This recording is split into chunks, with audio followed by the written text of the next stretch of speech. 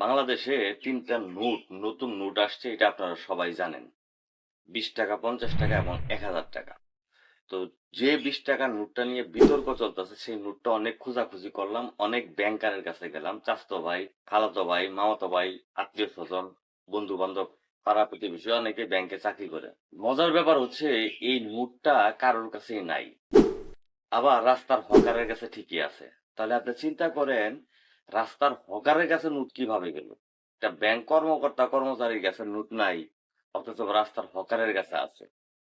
তাইলে আপনারা বলেন যে দুর্নীতি কমছে, কিভাবে কমলো ভাই? প্রত্যেকটা সেক্টরে ভাই দুর্নীতি, দুর্নীতি আর দুর্নীতি।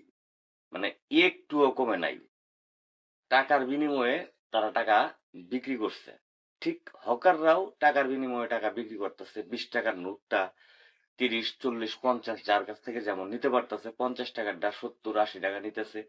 ১,০০০ নোটটা ১,০৫০ টাকা দিয়ে নিতেছে। তাহলে দুর্নীতি কমলো কই? দুর্নীতির জায়গায় আছে, খালি মানুষ চেঞ্জ হয়েছে।